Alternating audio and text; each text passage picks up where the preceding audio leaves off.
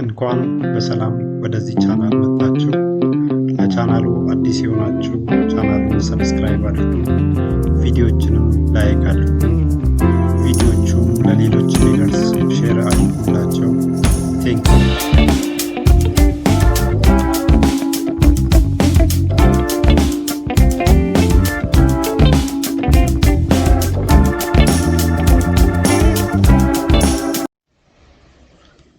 የይሖዋ ምስክሮች ወይንም ጂሆቫ ዊትነስ። የይሖዋ ምስክሮች ቤተ ክርስቲያን በ1870 ዓ.ም በአሜሪካዋ ፒትስበርግ ፔንሲልቫኒያ ተመሰረተች። የምስረታዋ መነሻም የመስራቹ የቻርልስ ታዝ ራስል እና ጓደኞች የመጽሐፍ ቅዱስ ጥናት ቡድን ከብዙ ጥናት በኋላ ነባሩ የክርስትና አካሄድ የተሳሳተ ነው የሚል ድምዳሜ ላይ በመድረሳቸው ነው።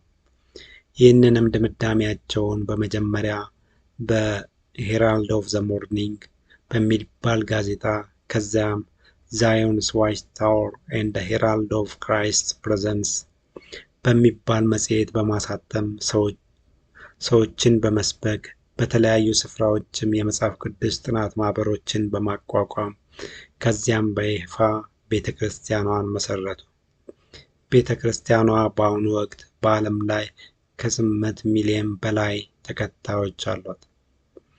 ቤተ ክርስቲያኗ እንደዚህ በቀላሉ ትመስረት እንጂ ከተመሰረተችበት ጊዜ ጀምሮ ብዙ ፈታኝ ችግሮች አጋጥሟታል። ከነዚህ ውስጥ ዋነኛው ችግር በቤተ ክርስቲያኗ ነቢያት የተተነበዩት ትንቢቶች በተደጋጋሚና በአስደንጋጭ ሁኔታ አለመፈጸማቸው ነው። ዋና ዋናዎቹን ብንመለከት አንደኛ የጌታ ዳግም ምጽአት በ1874 ዓ.ም ነው። ሁለተኛ በመጪዎቹ 26 ዓመታት ውስጥ አሁን ያሉት መንግስታት እየማሙ ያልቃሉ። የእግዚአብሔር መንግስት በ1914 ዓ.ም መጨረሻ ላይ ሙሉ በሙሉ ይመሰረታል። ታማኝ እስራኤላውያን በ1925 ዓ.ም ትንሣኤ ያገኛሉ። ከሙታን እንደተነሱ ምልክት የሚያደርጉበት ጊዜ ነው። አራተኛ በራእይ 7 ከ1-8 ላይ የተገለጸው የ144,000 ሰዎች ጉዳይ አስመልክቶ ቁጥሩ መቼ እንደሚሞላ የተተነበዩ ትንቢቶች። በ1888 ዓ.ም የቤተ ክርስቲያኗ መስራች ቻርልስ ታዝ ራሳል ተነበየ። በ1931 ዓ.ም ጆርጅ ፍራንክሊን ራዘርፎርድ ተነበየ። በ1935 ዓ.ም ናታን ሆመር ኖር ተነበየ። እነዚህ ሁሉም ትንቢቶች ግን አልተፈጸሙም። አምስተኛ በ1975 ዓ.ም የሰው ልጆች የ6000 ዓመታት ኑሮ ያበቃል። በእነዚህ ባልተሳኩ ትንቢቶች ምክንያት ቤተ ክርስቲያኗ ብዙ ምዕመኖቿን አጥታ ብዙ ችግሮችም ተፈጥሮባት ነበረ። በዚህም ሰበብ ቤተ ክርስቲያኗ አስተምሮቿን በየጊዜው ስትቀያይር ቆይታ በመጨረሻም በቤተ ክርስቲያኗ ስም ምንም አይነት ትንቢት እንዳይነገር እስከ ማገድ ደረሰች። ቤተ ክርስቲያኗ ከሌሎች አብያተ ክርስቲያናት የምትለይበት ብዙ አስተምሮች አሏት። እነርሱም የፈጣሪ አምላክ ትክክለኛ ስሙ ይሖዋ ወይንም ጂሆቫ ነው። ከዚህ ስም ውጪ ልንጠራው አይገባም። የሥላሴ ትምህርት ስህተት ነው። ዓለም ለዘላለም ናት። ገነት ምድር ናት። ሰው ከሞተ በኋላ በሕይወት የምትቀጥል ነፍስ ወይንም መንፈስ የሚባል ነገር የለም። ሲኦል የሚባል ዘላለማዊ የስቃይ ስፍራ የለም። ኢየሱስ መልአኩ ሚካኤል ነው። ኢየሱስ ክርስቶስ የሆነው ሲጠመቅ ነው።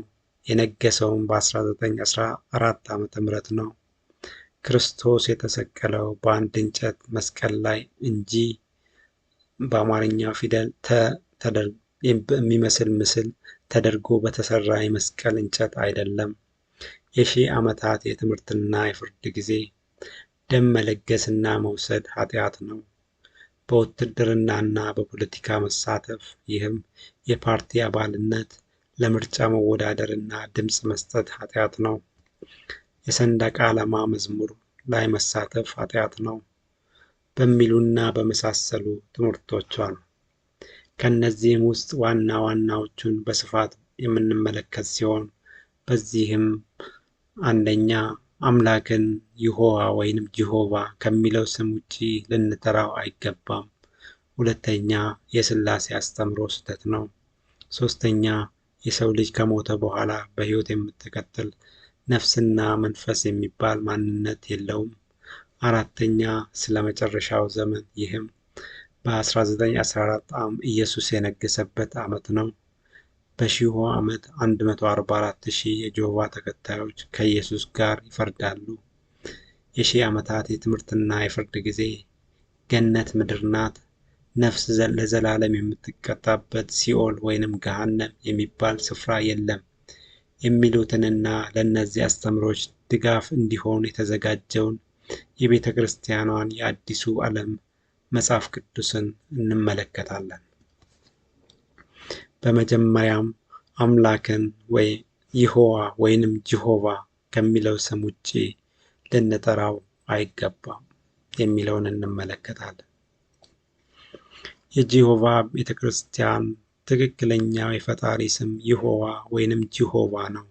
ከዚህ ስም ውጪ ልንጠራው አይገባም፣ ከዚህ ስም ውጪ ብንጠራው አይሰማንም በማለት ታስተምራለች። የአዲስ ዓለም ትርጉም በማለት ባሳተመችው መጽሐፍ ቅዱሷም እግዚአብሔር የሚሉትን ቃላት በሙሉ ይሖዋ እና አምላክ በሚሉ ቃላት ቀይራለች። ቤተ ክርስቲያኗ ይህንን ሐሳብ ያነሳችው መጽሐፍ ቅዱሱ ላይ ተንተርሳ ሳይሆን ከመጽሐፍ ቅዱሱ ጀርባ ያለውን ታሪክ አጥንተን ነው የምትለው። ይሁን እንጂ ቤተ ክርስቲያኗ መጽሐፍ ቅዱሱ ላይ የጨመረ ከዚህ ካስተማርናቸው ውጭ ያስተማረ የሚሉትን የመጽሐፍ ቅዱሱን ማስጠንቀቂያዎች ተላልፋ አዲስ ሐሳብ መጨመሯ ኃጢአት የመሆኑ ነገር እንዳለ ሆኖ የቀረበውን ሐሳብ አጥርቶ ማለፍ አስፈላጊ በመሆኑ የፈጣሪ አምላክን ስም ጉዳይ አጥርቶ መመልከቱ ግን አስፈላጊ ነው። ከመነሻው ፈጣሪ በተለያዩ ስሞች ሲጠራ እንደነበረ መጽሐፉ ላይ እንመለከታለን። እነርሱም ኤልሮኢ፣ ኤሎሂ፣ የሴም አምላክ፣ የሰማይ አምላክ ወዘተ ሲባል ነበረ። እግዚአብሔርም በራሱ ስሙን ሲናገር ለሰዎች በሚገባ መልክ ነበረ ሲናገር የነበረው። ይህም ኤልሻዳይ፣ የቤተል አምላክ፣ የአብርሃም የይስሐቅና የያዕቆብ አምላክ ሲል ነበረ። እኛ ኢትዮጵያውያንም በገባን መንገድ ሁሉን የፈጠረ ሁሉን የሚገዛ ለማለት እግዚአብሔር እንለዋለን። ኢየሱስ ደግሞ አባቴ፣ አባት፣ አባ ሲል ነበረ። አማኞችም በዚህ መልክ እንዲጠሩት አባታችሁ እያለ ሲያስተምር ነበረ። እነዚህ እውነታዎችም በአንድ ላይ ስንመለከት ልክ ሕፃናት አባታቸውን በተለያየ ስም እንደሚጠሩት ሰዎችም ይህንን አምላክ በተለያየ ስም ሲጠሩት እንደነበረ እና እሱም በራሱ ስሙን ለሰዎች በሚገባ ስም ሲያስተዋውቅ እንደነበረ እንረዳለን። በዚህም አምላክ ይሖዋ ወይንም ጂሆቫ ተብሎ ብቻ ነው መጠራት ያለበት የተባለበት አባባል ስህተት መሆኑን እንመለከታለን። ሌላው የቤተ ክርስቲያኗ የሥላሴ አስተምሮ ስህተት ነው የሚለውን አስተምሮ እንመለከታለን። የጂሆቫ ቤተ ክርስቲያን የሥላሴ አስተምሮን ትቃወማለች። ለዚህም ዋነኛ ምክንያቷ ከላይ ሐዋርያቶች ጋር እንደተመለከትነው እግዚአብሔር አምላክ አንድ ነው ከሚለው መነሻ ነው። ነገር ግን የጂሆቫ ቤተ ክርስቲያን ከሐዋርያት ቤተ ክርስቲያን በተለየ መጽሐፍ ቅዱሱ አብ፣ ወልድና መንፈስ ቅዱስ የሚለው ውስጥ አብን በቀጥታ እግዚአብሔር በማድረግ ሁለቱን የእግዚአብሔር የሥላሴ ማንነቶችን ይህም ወልድንና መንፈስ ቅዱስን ደግሞ አምላካዊ ማንነት በመከልከል ወልድ የተባለው ኢየሱስ መልአኩ ሚካኤል ነው በማለት መንፈስ ቅዱስን ደግሞ እንደ ሐዋርያቱ ሰብአዊ ማንነት የሌለው የእግዚአብሔር ኃይል ነው ትላለች።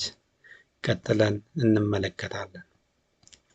ኢየሱስ ቤተ ክርስቲያኗ የአብ ወልድና መንፈስ ቅዱስን የሥላሴ አስተምሮ በመቃወም ለአብ የፈጣሪን ስፍራ በመስጠት ኢየሱስን እግዚአብሔር አምላክ አይደለም በማለት ኢየሱስን ከፈጣሪ ስፍራ አንስታው የመልአኩ ሚካኤልን ቦታ ታስቀምጠዋለች። ይሁን እንጂ ኢየሱስን ከአምላክነት ስፍራ ማንሳቱም ሆነ በሚካኤል ቦታ ማስቀመጡ ቀላል ሥራ አልሆነላትም። ቀጥለን እንመለከታለን። ኢየሱስ እግዚአብሔር አምላክ አይደለም። የጆቫ ቤተ ክርስቲያን የሥላሴ አስተምሮን በመቃወም የሥላሴ አንዱ አካል የሆነውን ኢየሱስን ከእግዚአብሔር አምላክነት አውርዳዋለች። እንደ ቤተ ክርስቲያኑ አስተምሮም ኢየሱስ በተጠመቀበት ዕለት የአምላክ መንፈስ ወይንም ኃይል በላዩ ላይ ሲወርድበት መሪና ንጉሥ እንዲሆን ተሾመ። መሲህ ወይንም ክርስቶስ ሆነ። ኢየሱስ እጅግ ተወዳጅ የሆነ የይሖዋ ልጅ ነው። ይህም የሆነበት በቂ ምክንያት አለ። ከአምላክ ፍጥረት ሥራዎች የመጀመሪያ በመሆኑ ከፍጥረታት ሁሉ በፊት በኩር ተብሎ ተጠርቷል። ይህ ልጅ የሚያደርገው ሌላም ነገር አለ። አንድያ ልጅ ነው። ይህም በአምላክ በቀጥታ የተፈጠረው ኢየሱስ ብቻ እንደሆነ የሚያመለክት ነው። ስለዚህ ኢየሱስ መጀመሪያ አለው ማለት ነው። ይሖዋ አምላክ ግን መጀመሪያም ሆነ መጨረሻ የለውም ትላለች። ቤተ ክርስቲያኗ ለዚህ አስተምሮዋ እንዲያመቻት መጽሐፍ ቅዱሱንም እስከ ማስተካከል ሄዳለች። ለምሳሌ ያህል ዮሐንስ 1 ከ1 እስከ 3 ላይ የተደረገውን ለውጥ ብንመለከት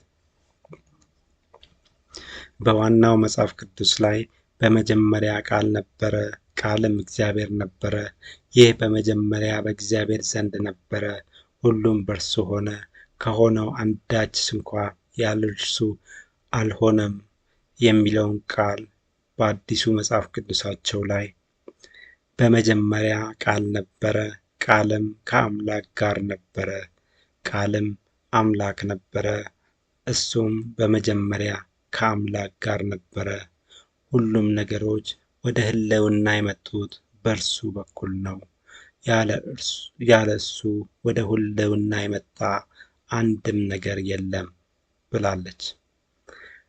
እነዚህ ጋር አምላክ በኩል ተብሎ የገቡት ቃላት የገቡበት ተልእኮ አላቸው። ይህም ኢየሱስ ዋናው እግዚአብሔር አይደለም ለማለት እንዲያመች ነው። ለቅንብሩ አማርኛው ባይመቻቸውም በእንግሊዝኛው መጽሐፍ ቅዱሳቸው ላይ ግን ቅንብሩ በግልጽ ተመልክቷል። ጆን 1:1 In the beginning was the Word, and the Word was with God, and the Word was a God። እዚህ ጋር በካፒታል ሌተር ጋድ የሚለው ዋና አምላክ ሲሆን ኢየሱስ ዋናው አምላክ አይደለም ለማለት ደግሞ ኢየሱስን በስሞል ሌተር ኤጋድ በሚለው አነስተኛ አማልክት በሚጠሩበት ስም ጠርተውታል። ይህም ኢየሱስ አምላክ ቢሆንም ዋናው አምላክ አይደለም በሚለው ለመፍታት እንዲያመቻቸው ነው። ይሁን እንጂ ኢየሱስ ሲወለድም ክርስቶስ እና ንጉሥ እንደነበረ ተፈጣሪም ሳይሆን ፈጣሪ መሆኑን መጀመሪያ የሌለው መሆኑንና ከእግዚአብሔር ጋርም አንድ መሆኑን የሚያሳዩ ብዙ ማስረጃዎችን መመልከት ይቻላል። ይህም በመጀመሪያ ኢየሱስ ሳይጠመቅ በፊትም ክርስቶስ መሆኑ። ሉቃስ 2:11 ዛሬ በዳዊት ከተማ መድኃኒት እርሱም ክርስቶስ ጌታ የሆነው ተወልዶላችኋልና። ማቴዎስ 2:4 የካህናትንም አለቆች የሕዝቡንም ጻፎች ሁሉ ሰብስቦ ክርስቶስ ወዴት እንዲወለድ ጠየቃቸው። ሮሜ 9:5 ከእነርሱም ይህም ከእስራኤላውያን ክርስቶስ በሥጋ መጣ። አንደኛ ዮሐንስ 2:22 ክርስቶስ አይደለም ብሎ ኢየሱስን የሚክድ በቀር ውሸተኛ ማን ነው ይላል። ሌላው ኢየሱስ ሳይጠመቅ በፊትም ንጉሥ መሆኑ ማቴዎስ 2:1-2 የተወለደው የአይሁድ ንጉሥ ወዴት ነው? ዕብራውያን 7:1-4 የሳሌም ንጉሥና የልዑል እግዚአብሔር ካህን የስሙም ትርጓሜ በመጀመሪያ የጽድቅ ንጉሥ ኋላ ላይ ደግሞ የሳሌም ንጉሥ ማለት የሰላም ንጉሥ ነው። አባትና እናት የትውልድም ቁጥር የሉትም፣ ለዘመኑም ጥንት ለሕይወቱም ፍጻሜ የለውም። ዳሩ ግን በእግዚአብሔር ልጅ ተመስሎ ለዘላለም ካህን ሆኖ ይኖራል። ሌላው ወልድ እንደ ፈጣሪ አምላክ መጀመሪያ የሌለው መሆኑ ቤተ ክርስቲያኗ ቆላስይስ 1:15-16 ላይ ያለውን ከፍጥረት ሁሉ በፊት በኩር ነው የሚለው ቃል ላይ በመመርኮዝ ኢየሱስ ከአምላክ የፍጥረት ሥራዎች የመጀመሪያ ነው ትላለች። ይሁን እንጂ እዚህ ጥቅስ ላይ ኢየሱስ በኩር ነው የተባለው ኢየሱስ በመጀመሪያ የተፈጠረ ፍጡር ነው በሚል ትርጉም ሳይሆን ከፍጥረታት በፊት ነበረ በሚል አውድ ነው። ቆላስይስ 1:15-16 እርሱም የማይታይ አምላክ ምሳሌ ነው። የሚታዩትና የማይታዩትም ዙፋናት ቢሆኑ ወይም ጌትነት ወይም አለቅነት ወይም ስልጣናት በሰማይና በምድር ያሉት ሁሉ በእርሱ ተፈጥረዋልና ከፍጥረት ሁሉ በፊት በኩር ነው። ሁሉ በእርሱና ለእርሱ ተፈጥሯልና ይላል። ኦሪት ዘፍጥረት የመጀመሪያው ምዕራፍ ላይ እግዚአብሔር በ6ቱ የሥነ ፍጥረት ቀናት ውስጥ ፍጥረታትን ሲፈጥር እንመለከታለን። እዚህ ጋር የቀረበው ቃል ደግሞ የሚያስረዳን ያ የሚታዩትንና የማይታዩትን ዙፋናት ቢሆኑ ወይም አለቅነት ወይንም ጌትነት ወይንም ስልጣናት በሰማይና በምድር ያሉትን ሁሉ ሲፈጥር የነበረው ኢየሱስ ነው። ስለዚህም ኦሪት ዘፍጥረት ምዕራፍ 1 ላይ የተመለከተው እግዚአብሔር ኢየሱስ እንደሆነ እንረዳለን። ዮሐንስ 1:3 ኤፌሶን 2:10 እና ዕብራውያን 1:2 ላይም ኢየሱስ ፈጣሪ እንደሆነ መነገሩና ኦሪት ዘፍጥረት ምዕራፍ 1 ላይ ፍጥረታትን የፈጠረው እግዚአብሔር እንደሆነ መነገሩ ኢየሱስ እግዚአብሔር መሆኑን ዳግም ያረጋግጥልናል። መጽሐፍ ቅዱሱ በኩር የሚለውን ቃል የሚጠቀመውም በብዙ መንገድ ነው። ለምሳሌ መዝሙር 89:27 ላይ እኔም ደግሞ በኩሬ አደርገዋለሁ ከምድር ነገሥታትም ከፍ ይላል። ኤርምያስ 31:9 በልቅሶ ወጡ፣ እኔም በማጽናናት አመጣቸዋለሁ፣ በወንዝ ዳር በቅን መንገድ አስኬዳቸዋለሁ፣ በእርሱም አይሰናከሉም። እኔ ለእስራኤል አባት ነኝና ኤፍሬምም በኩሬ ነውና። ከላይ በተመለከተው የዳዊት መዝሙር ላይ በኩር የሚለው ቃል የተፈታው ከነገሥታት ሁሉ ከፍ ያለ በሚል ትርጉም ሲሆን ትንቢተ ኤርምያስ ላይ ደግሞ ኤፍሬም የእስራኤል በኩር የተደረገው በሌላ ትርጉሙ ነው። ምክንያቱም የእስራኤል ወይንም የያዕቆብ በኩር ከልያ የተወለደው ሮቤል ሲሆን ኤፍሬም ደግሞ የሮቤል ወንድም የዮሴፍ ሁለተኛ ልጅ ነው። በዚህም እግዚአብሔር በኩር የሚለውን ቃል የሚጠቀመው እንደኛ በአንድ ትርጉም ሳይሆን በብዙ መንገድ መሆኑን መረዳት ከስህተት ያድናል። ወደ ኢየሱስ ማንነት ስንመለስ ኢየሱስ የተባለው ወልድ የሰውን ሥጋ ተዋህዶ የተወለደበት የተዋህዶ ስም ነው። በዚህም ኢየሱስ የሚለው ስም መነሻ ጊዜ ቢኖረውም ኢየሱስ ውስጥ ያለው አምላክ የሆነው ወልድ ግን ዘላለማዊ በመሆኑ መነሻ ጊዜ የለውም። ወልድ ወደዚህ ምድር የመጣው ሥላሴ ከሆነው የእግዚአብሔር ማንነት ወጥቶ በመሆኑ የኢየሱስ አምላካዊ ማንነት ዘላለማዊ ነው። ከአብ ጋር አንድ ነው፣ እግዚአብሔርም ነው፣ ፈጣሪም ነው፣ እንደዚሁ አምላክ ነው። ቀጥለን እንመለከታለን። ኢየሱስ ዘላለማዊ መሆኑ ዕብራውያን 7:3 አባትና እናት የትውልድም ቁጥር የሉትም፣ ለዘመኑም ጥንት ለሕይወቱም ፍጻሜ የለውም። ዕብራውያን 1:8 ስለ ልጁ ግን አምላክ ሆይ ዙፋንህ ለዘላለም ይኖራል ይላል። ዕብራውያን 1:17 ፊተኛውና መጨረሻው ሕያውም እኔ ነኝ። ራእይ 22:13 አልፋና ኦሜጋ ፊተኛውና ኋለኛው መጀመሪያውና መጨረሻው እኔ ነኝ። ሚክያስ 5:2 አወጣጡ ከቀድሞ ጀምሮ ከዘላለም የሆነ በእስራኤል ላይ ገዥ የሚሆን ይወጣልኛል ይላል። ዮሐንስ 17:5 አሁንም አባት ሆይ ዓለም ሳይፈጠር በአንተ ዘንድ በነበረኝ ክብር አንተ በራስህ ዘንድ አክብረኝ ይላል። ሌላው ኢየሱስ ከአብ ጋር አንድ መሆኑ ዮሐንስ 10:30 እኔና አብ አንድ ነን። ዮሐንስ 14:8-10 ፊልጶስ ጌታ ሆይ አብን አሳየን ይበቃናል አለው። ኢየሱስም አለው አንተ ፊልጶስ ይህን ያህል ዘመን ከእናንተ ጋር ስኖር አታውቀኝምን? እኔን ያየ አብን አይቷል። እንዴትስ አንተ አብን አሳየን ትላለህ? እኔ በአብ እንዳለው አብም በእኔ እንዳለ አታምንምን? እኔ የምነግራችሁ ቃል ከራሴ አልናገረውም፣ ነገር ግን በእኔ የሚኖረው አብ እርሱ ሥራውን ይሠራል። ሌላው ኢየሱስ እግዚአብሔር መሆኑ ዮሐንስ 1:1 በመጀመሪያ ቃል ነበረ፣ ቃልም እግዚአብሔር ነበረ። ማቴዎስ 1:23 እነሆ ድንግል ትጸንሳለች፣ ልጅም ትወልዳለች፣ ስሙንም አማኑኤል ይሉታል የተባለ ይፈጸም ዘንድ ይህ ሁሉ ሆኗል። ትርጓሜውም እግዚአብሔር ከእኛ ጋር የሚል ነው። ቆላስይስ 1:19-20 እግዚአብሔር ሙላቱ ሁሉ በእርሱ እንዲኖር በእርሱም በኩል በመስቀሉ ደም ሰላም አድርጎ በምድር ወይም በሰማይ ያሉትን ሁሉ ለራሱ እንዲያስታርቅ ፈቅዷልና።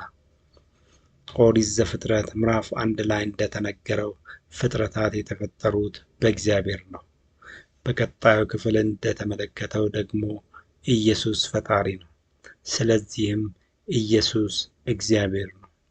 ይህም if A is equal to B and B is equal to C then A is equal to C የመሰለ ሲምፕል ሎጂክ ነው። ሌላው ኢየሱስ ፈጣሪ ነው። ቆላስይስ 1:15-17 እርሱ የማይታይ አምላክ ምሳሌ ነው።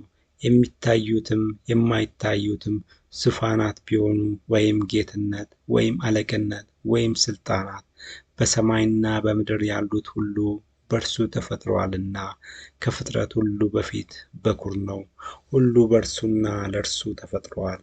እርሱም ከሁሉ በፊት ነው። ሁሉም በእርሱ ተጋጥሟል። ዮሐንስ 1:3 ሁሉ በእርሱ ሆነ፣ ከሆነው አንዳች እንኳን ያለ እርሱ አልሆነም።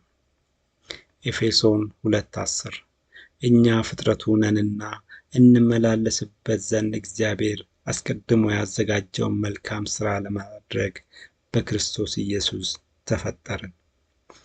ዕብራውያን 1:2 ሁሉን ወራሽ ባደረገው ደግሞ ዓለማትን በፈጠረበት በልጁ በዚህ ዘመን መጨረሻ ለእኛ ተናገረን ይላል። ኢየሱስ አምላክ መሆኑ ኢየሱስ ሙሉ አምላክ መሆኑን በብዙ መጽሐፍ ቅዱስ ክፍሎች ላይ ተመልክቷል። ኢየሱስ ጌታ ነው። ኢየሱስ ብዙ ስፍራዎች ላይ ጌታ ተብሏል። ነገር ግን የኢየሱስ ጌትነት እንደ እግዚአብሔር ጌትነት ከሌሎቹ ጌትነት የላቀ በመሆኑ ጌታ ለተባሉት እንኳን ጌታ መሆኑን ለማሳየት የጌቶች ጌታ መሆኑ የተመሰከረለት መሆኑ ኢየሱስ ሁሉን ቻይ መሆኑን፣ ራሱ ሁሉን ቻይ እግዚአብሔር መሆኑን፣ ኢየሱስ ሁሉን አዋቂ መሆኑን፣ በሁሉም ስፍራ የሚገኝ መሆኑን፣ የልብን የሚያውቅ መሆኑን፣ ለኃጢአት ይቅርታ የሚያደርግ መሆኑን፣ የሚፈርድ መሆኑን፣ ጸሎት ወደ እሱ የሚደረግ መሆኑን፣ መስዋዕት የሚቀርብለት መሆኑን፣ የሚሰገድለት መሆኑን፣ ስግደት የሚደረገው ለፈጣሪ አምላክ ብቻ ነው። ኢየሱስም ፈጣሪ አምላክ በመሆኑ እንዲሰገድለት ታዟል። እርሱም ስግደትን ተቀብሏል። በዚህም ሰብአ ሰገል መግደላዊት ማርያምና ሁለተኛይቱ ማርያም፣ ደቀ መዛሙርቱ፣ ሐዋርያቱ፣ ከለምጹ የዳነው ሰው፣ ዓይኑ የበራለት ሰው፣ ከእብደት የዳነው የጌርጌሴኑ ሰው፣ ልጁ የዳነችለት መኮንንን መመልከት ይቻላል። ኢየሱስ ወይም በጉ ስግደት የሚደረግለትም በምድር ላይ ብቻ ሳይሆን በሰማይም መሆኑን በራእይ መጽሐፍ ላይም ተመልክቷል። እነዚህን ልቆ መሳፍርት ማስረጃዎችን ስንመለከት ወልድ ወይንም ኢየሱስ ራሱ ሙሉ እግዚአብሔር አምላክ መሆኑንና የሥላሴን አስተምሮም ለመቃወም ብቻ ወልድን ከአብ ነጥሎ ለማሳነስ የተሰራው አስተምሮ ስህተት መሆኑን እንመለከታለን። ይህ ኢየሱስ ፍጡር ሆኖ ፈጣሪ አምላክ አይደለም የሚለው አስተምሮ በኒቅያ ጉባኤ ኦሪዮስን ያስወገዘ አስተምሮ ሲሆን አስተምሮው አሁን በሕያዋ ቤተ ክርስቲያን በኩል እንደ አዲስ ብቅ ቢልም ከላይ እንደተመለከተው መጽሐፍ ቅዱሳዊ መሠረት ግን የሌለው አስተምሮ ነው። ሌላው ኢየሱስ መልአኩ ሚካኤል ነው። ቤተ ክርስቲያኗ ኢየሱስን ከእግዚአብሔር አምላክ ቦታ ስታስነሳው ሌላ ቦታ መስጠት እንደሚገባት ሁሉ የመልአኩ ሚካኤልን ቦታ ሰጥታዋለች። በመጽሐፋቸው ላይም ሚካኤል የሚባለው ስም ኢየሱስ ክርስቶስ ወደ ምድር ከመምጣቱ በፊትም ሆነ ወደ ሰማይ ከሄደ በኋላ የሚጠራበት ሌላ መጠሪያ ስሙ ነው በማለት ቤተ ክርስቲያኗ ኢየሱስ መልአኩ ሚካኤል እንደሆነ ትናገራለች። ነገር ግን ኢየሱስ መልአኩ ሚካኤል አለመሆኑንና ከአጠቃላይ መላእክቱም እንደሚለይ መጽሐፍ ቅዱሱ ይነግረናል። ሚካኤል የመላእክት አለቃ ነው። ዳንኤል ስለ ሚካኤል ሲናገርም ከዋነኞቹ አለቆች አንዱ ሚካኤል ሊረዳኝ መጣ በማለት ሚካኤል አለቆች ከሚባሉት በከፍተኛ ስልጣን ላይ ከሚገኙት መላእክት ውስጥ አንዱ መሆኑን ይነግረናል። መጽሐፍ ቅዱሱ ስለ ኢየሱስ ሲናገር ግን አንድያ ልጁን ይላል እንጂ እንደነ ሚካኤል ከአለቆች መካከል ወይም ከልጆቹ መካከል አይለንም። በዚህም ሚካኤል የሚገኝበት የመላእክቱ ጎራና የኢየሱስ ጎራ የተለያየ መሆኑን እንገነዘባለን። ከዚህም በተጨማሪ መጽሐፍ ቅዱሱ ኢየሱስ ከመላእክት እንደሚለይ በግልጽ እያነጻጸረ ይናገራል። ዕብራውያን 1:4-6 ከመላእክትስ አንተ ልጄ ነህ፣ እኔ ዛሬ ወልጄሃለሁ፣ ደግሞም እኔ አባት ሆነዋለሁ፣ እርሱም ልጄ ይሆነኛል ያለው ለማን ነው? ደግሞ በኵርን ወደ ዓለም ሲያስገባ የእግዚአብሔር መላእክት ሁሉ ለእርሱ ይስገዱ ይላል። ስለ መላእክትም መላእክቱን መናፍስት አገልጋዮቹንም የእሳት ነበልባል የሚያደርግ ይላል። ስለ ልጁ ግን አምላክ ሆይ ዙፋንህ ለዘላለም ይኖራል ይላል። ነገር ግን ከመላእክት ጠላቶችን የእግር መርገጫ እስካደርግ ድረስ በቀኜ ተቀመጥ ከቶ ለማን ብሎአል? ዕብራውያን 2:7-16 ከመላእክት ይልቅ በጥቂት አሳነስኸው፣ ነገር ግን በእግዚአብሔር ጸጋ ስለ ሰው ሁሉ ሞትን ይቀምስ ዘንድ ከመላእክት ይልቅ በጥቂት አንሶ የነበረውን ኢየሱስን ከሞት መከራ የተነሳ የክብርና የምስጋና ዘውድ ተጭኖ እናየዋለን። የአብርሃምን ዘር ይዞአል እንጂ የመላእክትን አይደለም ይላል። በዚህም ኢየሱስና መላእክት የተለያዩ መሆናቸውን እንመለከታለን። ኢየሱስ ወደ ሰማይ ከሄደ በኋላ የሚጠራው ሚካኤል ተብሎ ነው የሚለውም የስህተት ትምህርት ነው። ኢየሱስ ወደ ሰማይ ካረገ በኋላም ኢየሱስ ተብሎ እንደሚጠራ በብዙ ማስረጃዎች መመልከት ይቻላል። በአጠቃላይ ስንመለከት የሥላሴ አንዱ አካል የሆነውን ኢየሱስን ከእግዚአብሔርነቱ ማንሳትም ሆነ ሚካኤል ቦታ ላይ ማስቀመጥ የማይቻል መሆኑን ነው። ሌላው መንፈስ ቅዱስ። ቤተ ክርስቲያኗ የሥላሴ አስተምሮን በመቃወም ከሥላሴ ውስጥ አብን አምላክ በማለት ወልድን ሚካኤል ብለዋለች። ከሥላሴ አንዱ የሆነውን መንፈስ ቅዱስን ደግሞ ምን ማለት እንዳለባት ሌላ ፈተና ሆኖባታል። በዚህም መንፈስ ቅዱስ ማለት በሥራ ላይ ያለ የእግዚአብሔር ኃይል ነው፣ ሰብአዊ ማንነት የለውም ብላለች። ቤተ ክርስቲያኗ ኢየሱስን ከአምላክነቱ ለማውረድ አዲስ ባሳተመችው የአዲስ ዓለም ትርጉም መጽሐፏ ላይ ማስተካከያ እንዳደረገችው ሁሉ ይህንን የመንፈስ ቅዱስን አስተምሮዋንም የሚደግፍላትን ማስተካከያዎች አድርጋለች። ለምሳሌ ያህል ዘፍጥረት 1:2 ላይ የእግዚአብሔርን መንፈስ በውሃ ላይ ሰፎ ነበር የሚለውን ቃል የአምላክም ኃይል በውሃው ላይ ይንቀሳቀስ ነበር በሚል ቀይረዋለች። ይህም መንፈስ ቅዱስን በሙሉ ማንነቱ ካለማየት የመጣ ችግር ነው። ሌላው ቀርቶ ኢሳይያስ 11:24 ላይ የእግዚአብሔር መንፈስ የጥበብና የማስተዋል መንፈስ፣ የምክርና የኃይል መንፈስ፣ የእውቀትና እግዚአብሔርን የመፍራት መንፈስ የሚለውን እንኳን ሙሉውን መውሰድ አልቻለችም። ምክንያቱም ሙሉ ከተወሰደ መንፈስ ቅዱስ ሙሉ አምላክ ይሆንባቸዋልና። ስለዚህም ከራሳቸው አስተምሮ ጋር የምትሄደዋን የኃይል የምትለዋን ብቻ ለይተው አወጡ። ነገር ግን መንፈስ ቅዱስ ሙሉ አምላክ መሆኑን በብዙ መንገድ መመልከት ይቻላል። ይህም መንፈስ ቅዱስ እግዚአብሔር አምላክ መሆኑን ሐዋርያት ሥራ 5:3-4 ጴጥሮስም ሐናንያ ሆይ መንፈስ ቅዱስን ታታልልና ከመሬቱ ሽያጭ ታስቀር ዘንድ ሰይጣን በልብህ ስለምን ሞላው? ሳትሸጠው ያንተ አልነበረምን? ከሸጥከውስ በኋላ በሥልጣንህ አልነበረምን? ይህ ነገር ስለምን በልብህ አሰብህ? እግዚአብሔርን እንጂ ሰውን አልዋሸህም አለው። ሁለተኛ ቆሮንቶስ 3:17 ጌታ ግን መንፈስ ነው፣ የጌታም መንፈስ ባለበት በዚያ አርነት አለ ይላል። ሌላው መንፈስ ቅዱስ እግዚአብሔር አምላክ በመሆኑም ፈጣሪ ነው፣ ሁሉን ያውቃል፣ በሁሉም ስፍራ ይገኛል፣ ሁሉን ቻይ ነው፣ ዘላለማዊ ነው፣ የልብን ያውቃል፣ አይታለልም፣ ሕይወትን ይሰጣል። ሌላው መንፈስ ቅዱስ እንደ አምላክነቱም ለሰዎች ጸጋን ይሰጣል።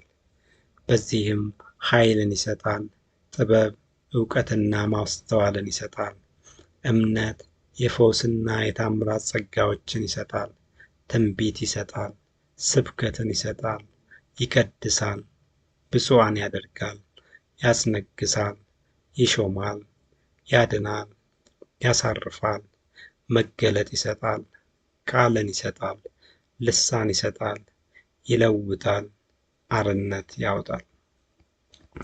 ሌላው መንፈስ ቅዱስ ሰብአዊ ማንነት ያለው መሆኑ የጆባ ቤተ ክርስቲያን መንፈስ ቅዱስ ኃይል ብቻ ነው የሚለው አስተምሮዋ ስህተት መሆኑና መንፈስ ቅዱስ ሕይወት፣ ዕውቀት፣ ስሜት፣ ፈቃድ፣ ኃላፊነት ወዘተ ያለው ሙሉ ሰብአዊነት ያለው አምላክ በመሆኑ መንፈስ ቅዱስ ያዝናል፣ ይናገራል፣ ይመሰክራል፣ ይመክራል፣ ይልካል፣ ይከለክላል፣ ይወቅሳል፣ ይማልዳል፣ ይመራል፣ ያስተምራል፣ ያስረዳል፣ ያሳያል፣ ያጽናናል፣ ከቅዱሳንም ጋር ኅብረት ያደርጋል። በዚህም አንድ አምላክ ኢየሱስ ብቻ የሚለውን በዚህም አንድ አምላክ አብ ብቻ የሚለውን ሐሳብ ለማጠናከር ሲባል መንፈስ ቅዱስን ከሙሉ አምላክነቱ ወደ ኃይልነት ብቻ ለመገደብ የተደረገው ሙከራ ስህተት መሆኑንና ይባሱንም ከሙሉ ማንነቱ ዝቅ ማድረጉ የማይሰረይ ኃጢአት ነው። ይህም የቤተ ክርስቲያኗ ምዕመናኖች አሳዛኝ መጨረሻ ነው። በአጠቃላይ ስንመለከት የይሖዋ ቤተ ክርስቲያን የሥላሴን አስተምሮ በመቃወም አንድ አምላክ አብ ብቻ በማለቷ የሥላሴ አካላት የሆኑትን ኢየሱስንና መንፈስ ቅዱስን የምታደርገው ግራ ገብቷት ስህተት ውስጥ መግባቷን እንረዳለን። ከሁሉ የሚገርመው ግን የሥላሴን አስተምሮ የተቃወሙት የአብርሃም ሃይማኖቶች በሙሉ የተሳሳቱት በተመሳሳይ መንገድ መሆኑ ነው። የሦስቱን አምላካዊ ማንነት ለአንዱ ብቻ በመስጠት ለሁለቱ ሌላ ምደባ መስራት። ጂሆቫ ኢየሱስ ሚካኤል ነው ስትል፣ እስልምናው ደግሞ መንፈስ ቅዱስ ጅብሪል ወይንም ገብርኤል ነው አለ። የሐዋርያትና የጆቫ አብያተ ክርስቲያናት በተመሳሳይ መልኩ መንፈስ ቅዱስን ኃይል በማለት ችግራቸውን ለመወጣት ሞክረዋል። በዚህም እነዚህ ሦስቱ የሥላሴን አስተምሮ የተቃወሙት የአብርሃም ሃይማኖቶች መካከል ተመሳሳይ መንፈስን እንመለከታለን። ሌላው የቤተ ክርስቲያኗ አስተምሮ ሰው ሲሞት በሕይወት የምትቀጥል ነፍስ ወይንም መንፈስ የለውም የሚለው ነው። የይሖዋ ቤተ ክርስቲያን ሰው ከሞተ ሞተ ነው፣ ነፍስና መንፈስ የሚባል ነገር የለም ትላለች። ሥጋችን ሲሞት በሕይወት የምትቀጥል ረቂቅ አካል በውስጣችን የለችም። የማይሞት ነፍስ ወይንም መንፈስ የለንም። ሟቾች በመሆናችን ሥጋችን ሲሞት በሕይወት የምትቀጥል ምንም አይነት መንገድ የለም። ሰይጣን ሰዎች ሥጋችን ከሞተ በኋላ በመንፈሳዊው ዓለም እንኖራለን የሚል እምነት እንዲያድርባቸው ለማድረግ የሐሰት ሃይማኖትን መሳሪያ አድርጎ ይጠቀማል ሲሉ በትንሣኤ ቀን ስለሚነሳው አካልም ሲናገሩ፣ በመቃብር ውስጥ ያሉት ከሞት ሲነሱ ፈጣሪ ሕይወትን መልሶ ይፈጥርላቸዋል ይላሉ። ነፍስና መንፈስ የሚባሉትን ቃላት ሲፈቱም ነፍስ የሚለው ቃል ሕይወትን ያመለክታል። ለምሳሌ ዘጸአት 4:19 ላይ ነፍስን የሚሿት ሰዎች ሞተዋል ማለቱ ሕይወቱን ለማጥፋት የሚሹ ማለት ነው ሲሉ፣ በሌላ ትርጉሙ ደግሞ ነፍስ ማለት ሰውን የሚያመለክት ቃል ነው። ይህንንም በዘጸአት 16:16 ላይ በድንኳኑ ባሉት ነፍሶች ቁጥር ውሰዱ የሚለው ቃል ላይ ተመልክቷል ይላሉ። መንፈስ ማለት ደግሞ የራሱ ስብዕናና ባህሪ የሌለው የሕይወት ኃይል ነው ይላሉ። ነገር ግን መጽሐፍ ቅዱስን ስንመለከት የነፍስና መንፈስ ትርጉም በዚህ የማይወሰንና ከዚህ ሰፋ ያለ ትርጉም ያለው መሆኑን እንመለከታለን። በመጀመሪያ እግዚአብሔር የሰው ልጆችን ሲፈጥር ሦስት የተለያዩ ሥራዎችን ሲሠራ እናየዋለን። በመጀመሪያ ራሱ መንፈስ ስለሆነ በመልካችን እንዳለው መንፈስ የሆነውን የሰውን ማንነት በስድስተኛው ቀን ፈጠረ። ይህንንም መንፈስ ከአፈር ሥጋ አበጀው። ከዚያም ይህንን ሥጋ ሕያው ነፍስ በውስጡ አደረገ። በዚህም በምሳሌያችን እንዳለው የሰው ልጅ ሥላሴ በሆነው በፈጣሪ ምሳሌ ሥላሴ ሆኖ መፈጠሩን እንመለከታለን። ይህንንም እውነታ አንደኛ ተሰሎንቄ 5:23 ላይ የሰላምም አምላክ ራሱ ሁለንተናችሁን ይቀድስ፣ መንፈሳችሁም፣ ነፍሳችሁም፣ ሥጋችሁም ጌታ ኢየሱስ ክርስቶስ በመጣ ጊዜ ያለ ነቀፋ ፈጽመው ይጠበቁ በሚለው ቃል ላይ እናረጋግጣለን። በዚህም የሰው ልጅ ከሥጋው በተጨማሪ መንፈስና ነፍስ የሚባሉ ማንነቶች እንዳሉት እንረዳለን። ስለ እነዚህ ማንነቶችም በዝርዝር ብንመለከት፣ አንደኛ፣ የሰው ነፍስ። የሰው ነፍስን አስመልክቶ ቤተ ክርስቲያኗ ከምትሰጠው ትርጉም በተጨማሪ የሰው ነፍስ የራሷ ማንነት ያላት ዘላለማዊ የሆነችና ሥጋም ሲሞት ወደ ፈጣሪ የምትሄድ መሆኑን መጽሐፍ ቅዱሱ ላይ ተመልክቷል። በዚህም ነፍስ ሕያው ማንነት ያላት መሆኑ ማቴዎስ 10:28 ሥጋንም የሚገድሉትን ነፍስን ግን መግደል የማይቻላቸውን አትፍሩ። ዘፍጥረት 2:7 እግዚአብሔር አምላክም ሰውን ከምድር አፈር አበጀው፣ በአፍንጫውም የሕይወት እስትንፋስ እፍ አለበት፣ ሰውም ሕያው ነፍስ ያለው ሆነ።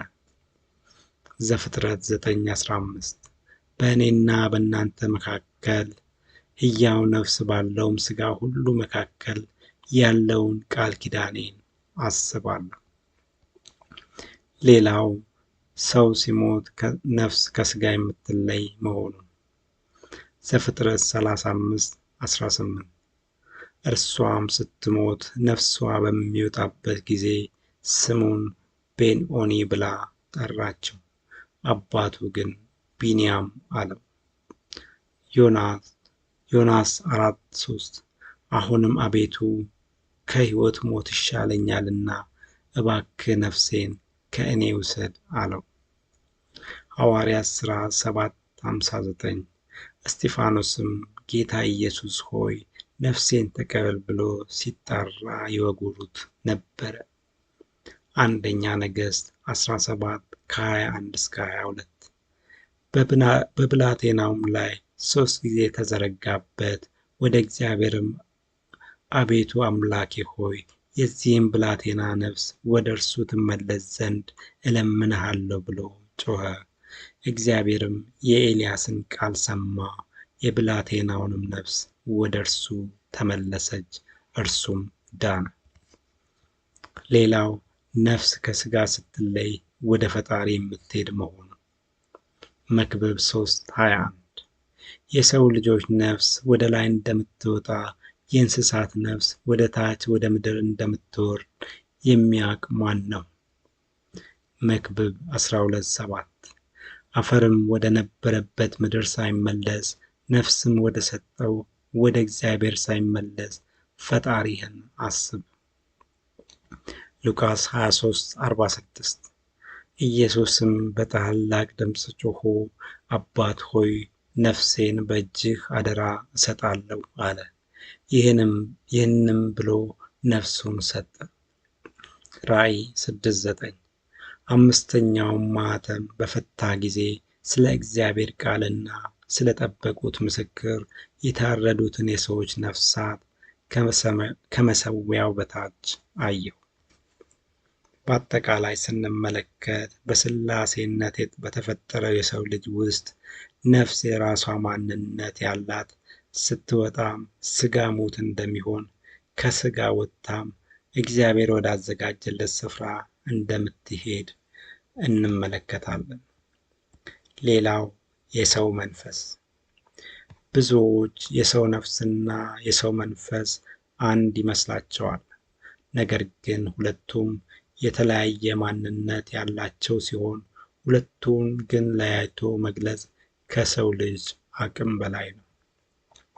ለዚህም ነው መጽሐፍ ቅዱሱ ስለ እግዚአብሔር ቃል ችሎታ ሲናገር ዕብራውያን 4:12 ላይ የእግዚአብሔር ቃል ሕያው ነውና የሚሠራም 2 አፍ ካለው ሰይፍ ሁሉ ይልቅ የተሳለ ነው፣ ነፍስንና መንፈስንም እስኪለይ ድረስ ይወጋል የሚለው።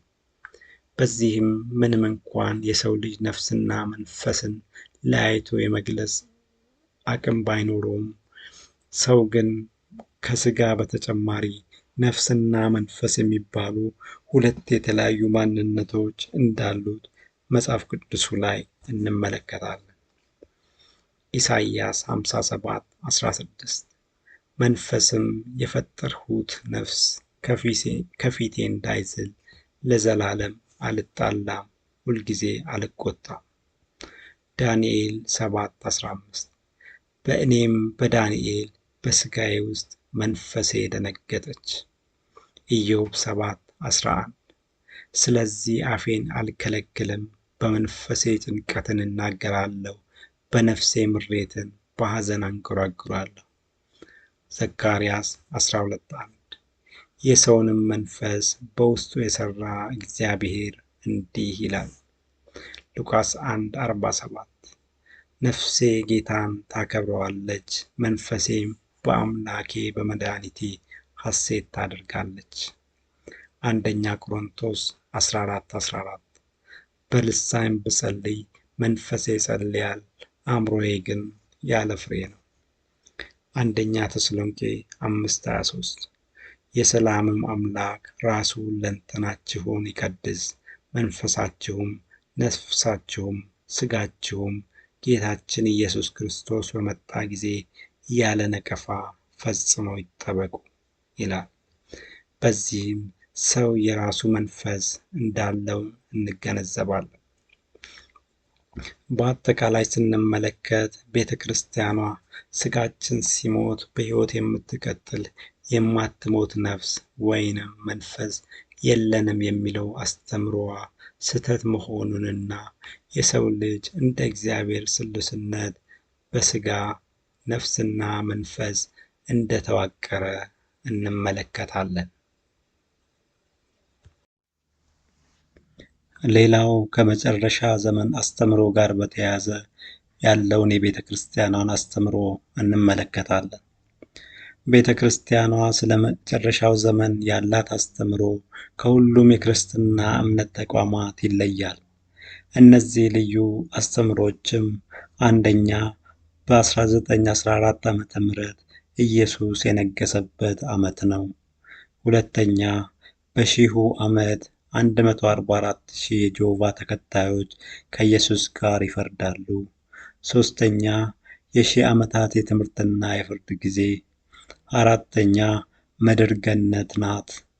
አምስተኛ ነፍስ ለዘላለም የምትቀጣበት ሲኦል ወይንም ገሃነም የሚባል ስፍራ የለም የሚሉ ሲሆኑ ሁሉንም ከመጽሐፍ ቅዱስ አንጻር በዝርዝር እንመለከታለን። አንደኛ በ1914 ዓመተ ምህረት ኢየሱስ የነገሰበት ዓመት ነው። እንደ ቤተ ክርስቲያኗ አስተምሮ መንግሥተ ሰማይ በሰማይ ያለ መስተዳድር ነው። የዚህ መንግሥት ንጉሥ ኢየሱስ ሲሆን መንግሥቱንም መግዛት የጀመረው ከ1914 ዓመተ ምህረት ጀምሮ ነው። ከዚህም ጊዜ አንስቶ ሰይጣን ወደ ምድር ተጥሏል። ይሁን እንጂ 1914 ዓመተ ምህረት የመጀመሪያው የዓለም ጦርነት የተጀመረበት ጊዜ እንጂ ምንም መንፈሳዊ ምዕራፍ ተዘግቶ ምንም መንፈሳዊ ምዕራፍ የተከፈተበት ጊዜ አይደለም። ከ1914 ዓመተ ምህረት በፊትም ጦርነት ነበረ። ከዚያም በኋላ ጦርነት አለ።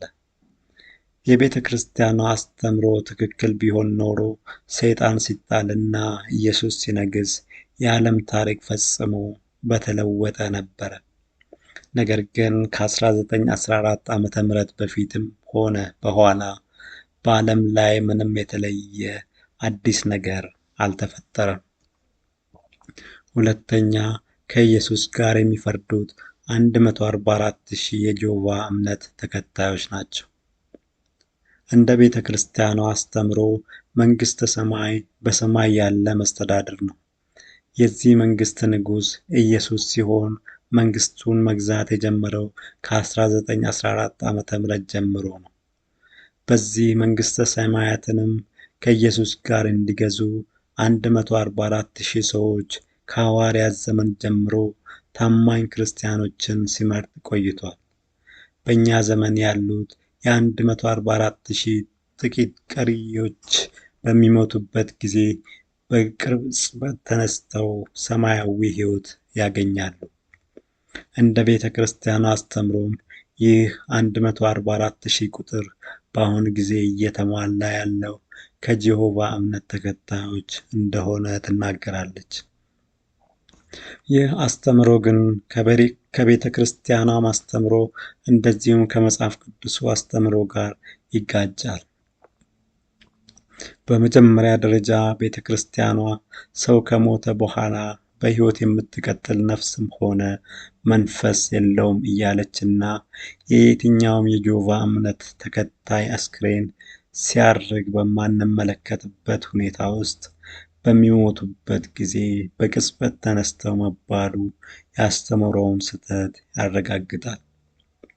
በመቀጠል 144,000 ሰዎችን የመለየት ሥራ የሚሠራው የአርማጌዶን ጦርነት ሊካሄድ ሲል እንጂ ከሐዋርያት ዘመን አንስቶ አይደለም።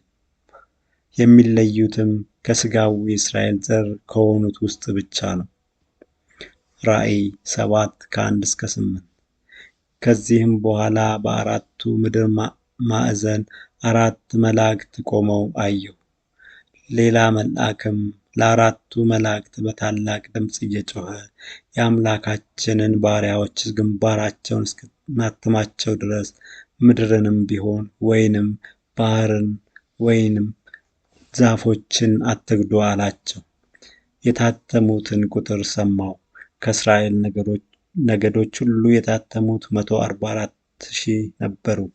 ከይሁዳ ነገድ 12,000፣ ከሮቤል ነገድ 12,000፣ ከጋድ ነገድ 12,000 እያለ 144,000 ሰዎችን ይዘረዝራል። እነዚህ 144,000 ሰዎችም ከእስራኤል ብቻ መሆኑንና ከየነገዱ ምን ያህል እንደሆነ በግልጽ ቁጥሩን ዘርዝሮ መነገሩ የጂኦቫ ተከታዮች እዚህ 144,000 ውስጥ የሚገቡበት አሰራር እንደማይኖር እንመለከታለን። በዚህም የ144,000 ሰዎችን ጉዳይ ከጂኦቫ ቤተ ክርስቲያን ተከታዮች ጋር የተገናኘበት አስተምሮ ስህተት መሆኑን እንመለከታለን። ሦስተኛ ምድር ገነት ናት። እንደ ቤተ ክርስቲያኗ አስተምሮ የምድር ነገሥታት በክፉ መናፍስት አነሳሽነት አርማጌዶን በሚባልበት ስፍራ ይሰበሰባሉ። በዚህም መሠረት በሰብአዊው መንግሥታትና በአምላክ መንግሥት መካከል በዚህ ስፍራ የመጨረሻ ውጊያ ይካሄዳል። በዚህ ጦርነትም ክፉ ሰዎች፣ ሰይጣንና አጋንንቱ ይወገዳሉ። ሰብአዊ መስተዳድሮች ይጠፋሉ። ዘላለማዊው የአምላክ መስተዳደር ይጀምራል።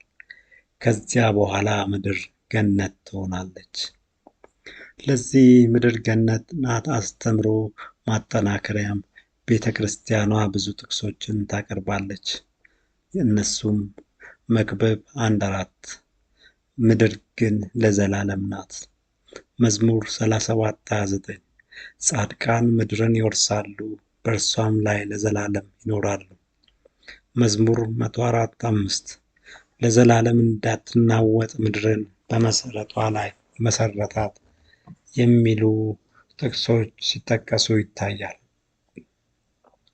እዚህ ጋር የምንመለከተው ስህተት መነሻ መጽሐፍ ቅዱሱ ላይ ሁለት ምድር የመጀመሪያዋና ተተካካይዋ ምድር መኖሯን ካለማወቅና ዘላለም የሚለውን ቃል ሁለት መጽሐፍ ቅዱሳዊ ትርጉሞችን ካለማወቅ የተከሰተ ስህተት ሲሆን ከነዚህ ስህተቶች የተነሳው ድምዳሜ ደግሞ የተለያዩ መጽሐፍ ቅዱሳዊ እውነቶችን በአንድ ላይ ያደራረበ የተሳሳተ ድምዳሜ ሆኗል። ሁሉንም ቀጥለን እንመለከታለን። በመጀመሪያም ሁለት ምድር ይህም የመጀመሪያዋና ተተኪዋ ምድር መኖሯን ካለማወቅ አዲሱ ኪዳን ይህች ምድር በሌላ ምድር እንደምትተካና ይህም መቼ እንደሚሆን ጭምር ዘርዝሮ ይነግረናል። ይህም አሁን ያሉት ሰማይና ምድር የሚያልፉ መሆኑን ዕብራውያን 1:10-12 አንተ ከጥንት ምድርን መሠረትህ፣ ሰማዮችም የእጆችህ ሥራ ናቸው። እነርሱም ይጠፋሉ፣ አንተ ግን ጸንተህ ትኖራለህ። ሁሉም እንደ ልብስ ያረጃሉ፣ እንደ መጎናጸፊያም ትጠቀልላቸዋለህ፣ ይለወጡማል። አንተ ግን አንተ ነህ፣ ዓመቶችህ ከቶ አያልቁም። ማቴዎስ 24:35 ሰማይና ምድር ያልፋሉ፣ ቃሌ ግን አያልፍም። ራእይ 20:11 ታላቅና ነጭ ዙፋንን በእርሱም ላይ የተቀመጠውን አየሁ። ምድርና ሰማይም ከፊቱ ሸሹ፣ ስፍራም አልተገኘላቸውም። ሌላው ሰማይና ምድር የሚያልፉትም መቼ እንደሆነ መገለጹ። ሁለተኛ ጴጥሮስ 3:7 አሁን ያሉት ሰማይና ምድር ግን እግዚአብሔርን የሚያመልኩት ሰዎች እስከሚጠፉ እስከ ፍርድ ቀን ድረስ ተጠብቀው በዚያ ቃል ለእሳት ቀርተዋል። ሁለተኛ ጴጥሮስ 3:10-12 የጌታው ቀን ግን እንደ ሌባ ሆኖ ይመጣል። በዚያን ቀን ሰማያት በታላቅ ድምፅ ያልፋሉ፣ የሰማይ ፍጥረት በትልቅ ትኩሳት ይቀልጣል፣ ምድርም በእርሷም ላይ የተደረገው ሁሉ ይቃጠላል።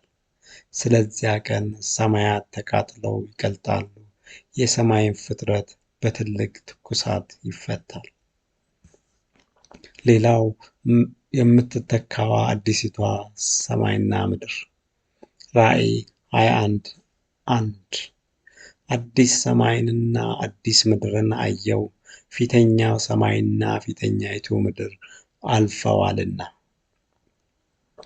ሁለተኛ ጴጥሮስ 3:13 ነገር ግን ጻድቅ የሚኖርባት አዲስ ሰማይና አዲስ ምድር እንደ ተስፋው ቃሉ እንጠብቃለን።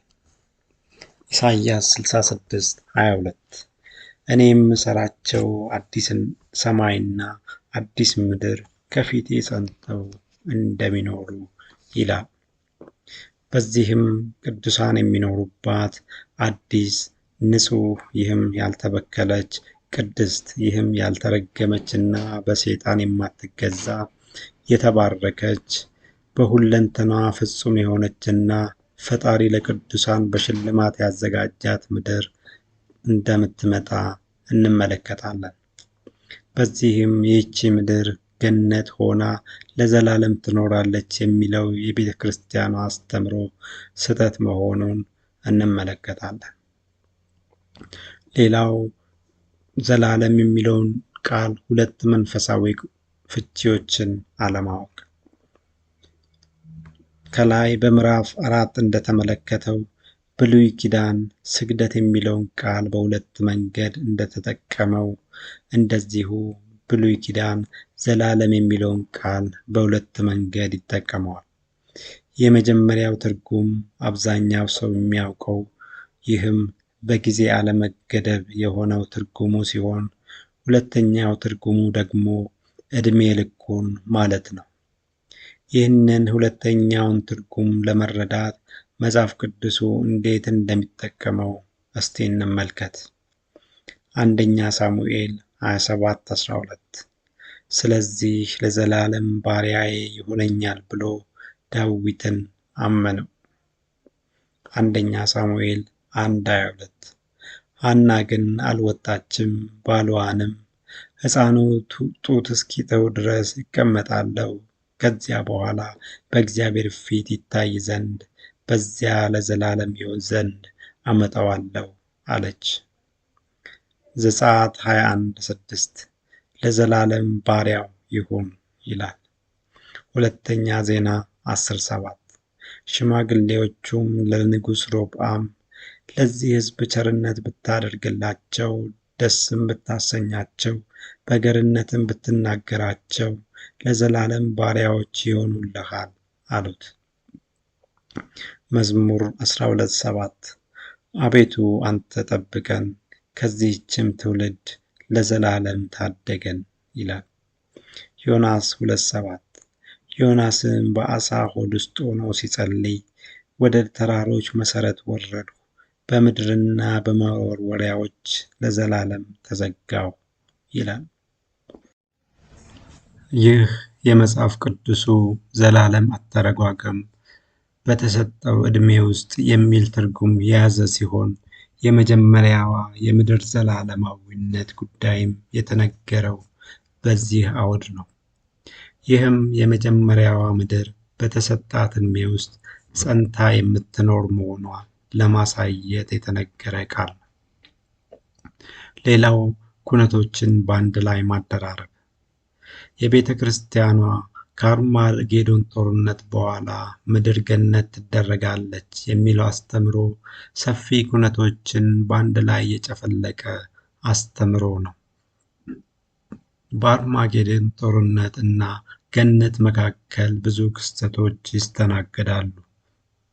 አንኳር አንኳሮቹንም ብንመለከት የሺህ ዓመት የዲያብሎስ እስርና የቅዱሳን ንግስና፣ ሰይጣን ከእስራት ተፈቶ የሚቆይበት ጊዜ፣ ሰይጣን ላይ የሚፈረድበት ጊዜ፣ የመጨረሻው የፍርድ ቀን እና አዲሲቷ ሰማይና ምድር የሚፈጠሩበት ጊዜያት ናቸው።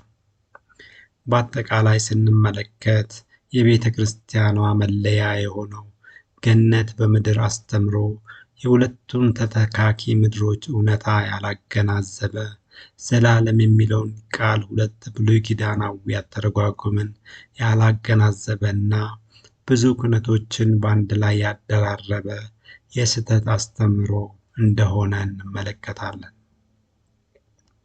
ሌላው የሺህ ዓመታት የትምህርትና የፍርድ ጊዜ የሚለው የቤተ ክርስቲያኗ አስተምሮ ነው። እንደ ቤተ ክርስቲያኗ የፍርድ ቀን ለ24 ሰዓታት ብቻ የሚቆይ በጥድፊያ የሚከናወን ነገር አይደለም። ለሺህ ዓመት የሚዘልቅ ነው። በሺህ ዓመት ጊዜ ውስጥ ኢየሱስ ክርስቶስ በሕያዋንና በሙታን ላይ ይፈርዳል። ፍርዱ የሚሰጠው ሰዎች ቀደም ሲል በፈጸሟቸው ድርጊቶች ላይ ተመርኩዞ አይደለም። ከአርማጌዶን የሚተርፉትም ሆነ ከሞት የሚነሱት ሰዎች ለዘላለም መኖር እንዲችሉ ይሖዋ በሺሁ ዓመት ወቅት ሊያወጣቸው የሚችላቸውን መስፈርቶች ጨምሮ ሁሉንም የአምላክ ትእዛዛት ማክበር ያስፈልጋል። ስለዚህ ሰዎች ፍርድ የሚሰጣቸው በፍርድ ቀን የሚፈጽሙትን ድርጊት መሰረት በማድረግ ነው። በፍርድ ቀን በቢሊዮን የሚቆጠሩ ሰዎች ለመጀመሪያ ጊዜ ስለ አምላክ ፈቃድ መማርና ከፈቃዱ ጋር ተስማምተው መኖር የሚችሉበት አጋጣሚ ያገኛሉ። በመሆኑም መጠነ ሰፊ የማስተማር ሥራ ይካሄዳል ማለት ነው ትላለች። ይሁን እንጂ ይህንን መቀበሉ አዳጋች ነው። ምክንያቱም አስተምሮ እርስ በራሱ እንዲሁም ከመጽሐፍ ቅዱሱ ጋር ይጋጫልና። ይህም አንደኛ የፍርድ ቀን ብሎ እሱም 1000 ዓመት ነው ይላል።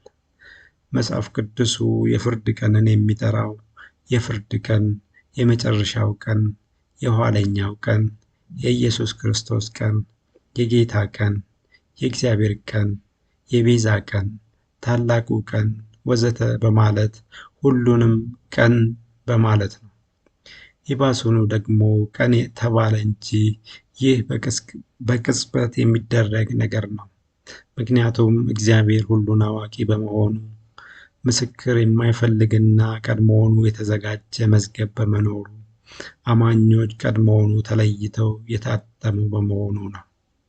በዚህም እግዚአብሔር እንደ ሰነፍ ዳኛ ይባሱንም ከሰነፍ ዳኛ በባሰ የፍርዱ ሂደት 1000 ዓመታት ይፈጅበታል ማለቱ ስህተት እንደሆነ እንመለከታለን።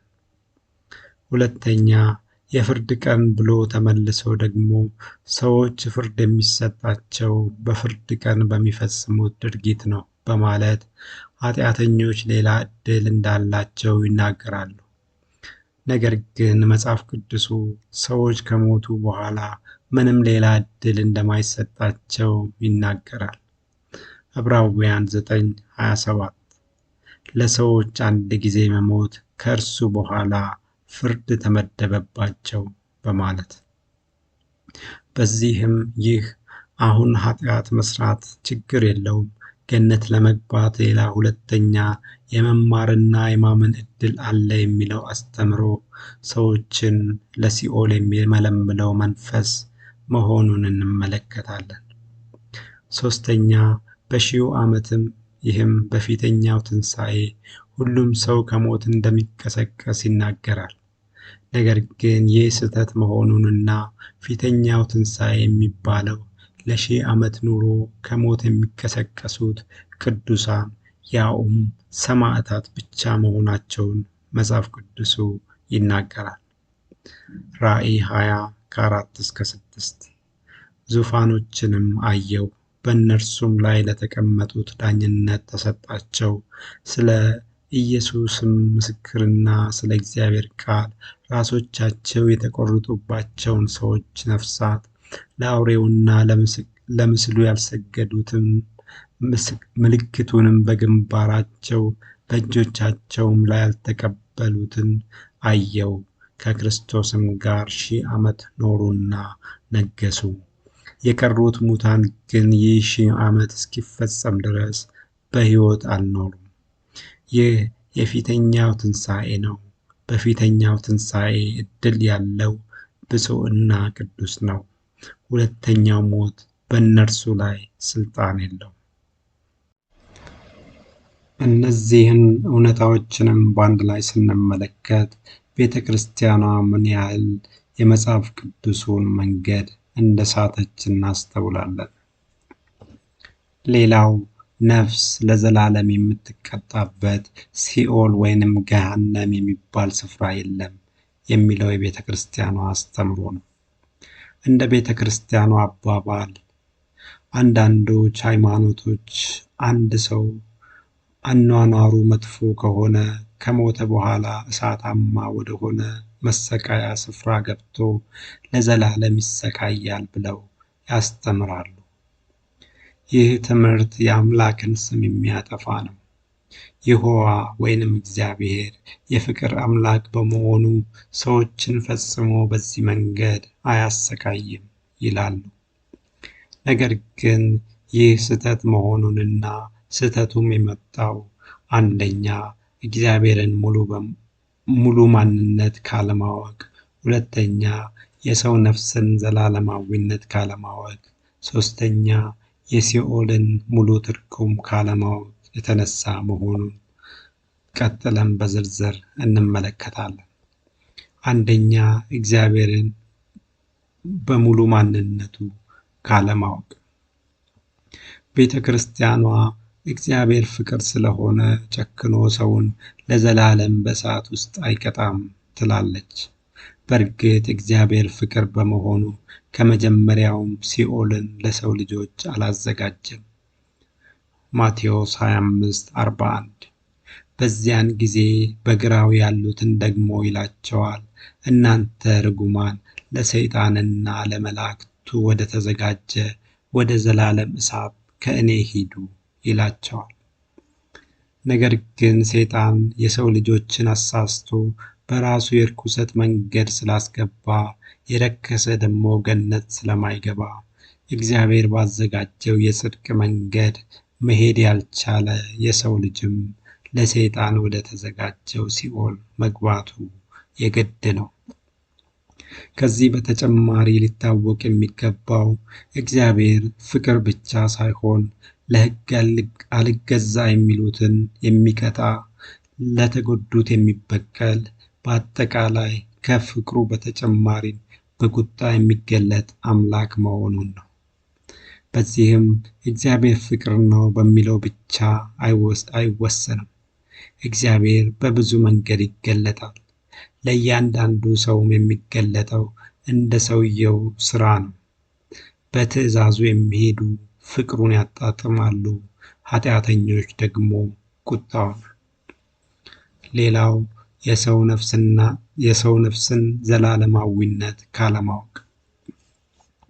ቤተ ክርስቲያኗ ሰውን በሁለት በመክፈል ጻድቅ ለዘላለም ይኖራል፣ ኃጢአተኛው እንዲሁ ሞቶ ይቀራል እንጂ ለዘላለም አይቀጣም ትላለች።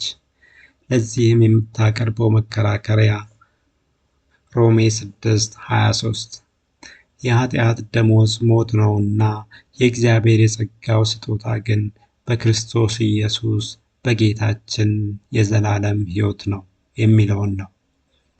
የዚህ ስህተት መነሻ የነፍስን ሞት በሥጋ ሞት ዓይን የመመልከት ችግር ነው። ነገር ግን የነፍስ ሞትና የሥጋ ሞት የተለያዩ ናቸው። የሥጋ ሞት ማለት የነፍስና የሥጋ መለያየትና የሥጋ ሕልውና ማቆም ማለት ሲሆን የነፍስ ሞት ማለት ደግሞ ሁለተኛው ሞት የሚባለውና ነፍስ ከፍርድ አለማምለጥና በሲኦል ውስጥ መጣል ማለት ነው። በዚህም የሥጋና የነፍስ ሞት የተለያዩ ሲሆኑ የሥጋ ሞት ማለት የሥጋ ሕልውናውን ማቆም ማለት ሲሆን የነፍስ ሞት ማለት ደግሞ የነፍስን ሕልውና ማጣት ሳይሆን ነፍስ ወደ ሲኦል መጣል ማለት ነው። በዚህም የኃጢአት ደሞዝ ሞት ነው የሚለው አባባል የነፍስ ወደ ሲኦል መውረድን የሚያመለክት አባባል እንጂ ዘላለማዊ የሆነችን ነፍስ ሕልውና ማቆም ማለት አይደለም። ነፍስ የማትሞት ሕያው ተደርጋ ስለተፈጠረች ነፍስ ከሥጋ በምትለይበት ጊዜ መኖሪያ ስፍራ ያስፈልጋታል። በዚህም እስከ ፍርድ ቀን በጊዜያዊ መኖሪያ በገነትና በሲኦል ትቀመጣለች። ለዚህም ነው ኢየሱስ አንተ ዛሬ ከእኔ ጋር በገነት ትኖራለህ ያለው። እንዲሁም በሌላ ስፍራ በፍርድ ቀን ሲኦል ነፍሳትን ሰጠች የሚለው። ሌላው የሲኦልን ምንነት ካለማወቅ የተነሳ ስህተት መሆኑ። ቤተ ክርስቲያኗ ሲኦል የሚለውን ቃል ስትፈታ ሲኦል ቃል በቃል በአንድ የተወሰነ ስፍራ የሚገኝ ስፍራን የሚያመለክት ቃል ሳይሆን ምሳሌያዊ አነጋገር ነው። አብዛኞቹ ሰዎች ሲሞቱ ወደዚህ ምሳሌያዊ ስፍራ እንደገቡ ይቆጠራል ትላለች። ነገር ግን ቅዱሳን በገነት ወይንም በመንግሥተ ሰማያት ለዘላለም እንደሚኖሩት ሁሉ ኃጢአተኞችም ኃጢአታቸውን ተሸክመው ለዘላለም ሲኦል ወይንም ገሃነም ይገባሉ። ይህ እውነታም መጽሐፍ ቅዱሱ ላይ በብዙ ስፍራዎች ላይ ተመልክቷል። ይህም ሲኦል የሚባል የኃጢአተኞች ነፍስ የምትቀጣበት ስፍራ መኖሩ። ማቴዎስ 25:41 በዚያን ጊዜ በግራው ያሉትን ደግሞ ይላቸዋል፣ እናንተ ርጉማን ለሰይጣንና ለመላእክቱ ወደተዘጋጀው ወደ ዘላለም እሳት ከእኔ ሂዱ ይላቸዋል። ማቴዎስ 25:46 እነዚያ ወደ ዘላለም ቅጣት፣ ጻድቃን ግን ወደ ዘላለም ሕይወት ይሄዳሉ። ሉቃስ 16:23-24 በሲኦልም ስቃይ ሳለ አሻቅቦ አብርሃምን በሩቁ አየ። እርሱም እየጮኸ አብርሃም አባት ሆይ በዚህ ነበልባል እሰቃያለሁና የጣቱን ጫፍ በውሃ ነክሮ ምላሴን እንዲያበርድልኝ አልዓዛርን ስደድልኝ አለ። ማቴዎስ 13:40-42 በዓለም መጨረሻ እንዲሁ ይሆናል። አመፃን የሚያደርጉትን ይለቅማሉ፣ ወደ እቶነ እሳትም ይጥሏቸዋል። በዚያ ልቅሶና ጥርስ ማፋጨት ይሆናል። መዝሙር 9:17 ኃጢአተኞች ወደ ሲኦል ይመለሳሉ፣ እግዚአብሔርን የሚረሱ አሕዛብ ሁሉ ይላል። ሕዝቅኤል 32:21 የኃያላን አለቆች በሲኦል ውስጥ ሆነው ከረዳቶቹ ጋር ሆነው ይነግሩታል። በሰይፍም የተገደሉት ያልተገረዙት ወርደው ተኝተዋል። ራእይ 20:15 በሕይወትም መጽሐፍ ተጽፎ ያልተገኘ ማንኛውም በእሳት ባሕር ውስጥ ተጣለ። መዝሙር 49:15 ነገር ግን እግዚአብሔር ይበቃኛልና ነፍሴን ከሲኦል እጅ ይቤዣታልና ይላል። ሌላው ቅጣቱ ለዘላለም መሆኑን ማቴዎስ 25:46 እነዚያ ወደ ዘላለም ቅጣት፣ ጻድቃን ግን ወደ ዘላለም ሕይወት ይሄዳሉ። ዳንኤል 12:1-2 በዚያም ዘመን በምድር ትቢያ ውስጥ ካንቀላፉት ብዙዎች ይነቃሉ፣ እኩሌቶቹም ወደ ዘላለም ሕይወት፣ እኩሌቶቹ ወደ እፍረትና ወደ ዘላለም ጉስቁልና ይላል። ሉቃስ 3:17 መንሹ በእጁ ነው፣ አውድማውንም ፈጽሞ ያጠራል፣ ስንዴውንም በጎተራ ይከታል፣ ገለባውን በማይጠፋ እሳት ያቃጥለዋል አላቸው። ራእይ 20:10 ወደ እሳቱና ወደ ዲኑ ባህር ተጣለ፣ ለዘላለም እስከ ዘላለም ቀንና ሌሊት ይሰቃያሉ። በዚህም ሲኦል የኃጢአተኞች ሰዎች ነፍስ ለዘላለም የምትቀጣበት ስፍራ መሆኑን እንመለከታለን። ስለዚህ ሲኦል የሚባል የለም ብሎ ራስን ከማሞኘት ይልቅ ትክክለኛውን አስተምሮ የሚከተለውን መንገድ በጊዜ መፈለጉ መልካም ነው። አዲሱ የጆቫ መጽሐፍ ቅዱስ፣ ይህም የአዲስ ዓለም ትርጉም። ይህ መጽሐፍ ቅዱስ ቤተ ክርስቲያኗ በራሷ ደንብና ስርዓት ላይ ተመርኩዛ ዋናውን መጽሐፍ ቅዱስ በማስተካከል ያዘጋጀችው መጽሐፍ ቅዱስ ነው። እንግሊዝኛው በ2013 ዓመተ ምህረት ዘ ኒው ወርልድ ትራንስሌሽን ተብሎ የታተመ ሲሆን አማርኛው ደግሞ በ2014 ዓመተ ምህረት የአዲሱ ዓለም ትርጉም ተብሎ ታትሟል። ዋናው መጽሐፍ ቅዱሱ ላይ መጨመርም መቀነስም እንደማይቻል ቢናገርም ቤተ ክርስቲያኗ ግን ይህን ተላልፋ በመጽሐፍ ቅዱሱ ላይ ብዙ ለውጦች አድርጋለች። በዚህም ሙሉ በሙሉ የተሰረዙ፣ በከፊል የተሰረዙና የተቀየሩ የመጽሐፍ ቅዱስ ክፍሎችን እንመለከታለን።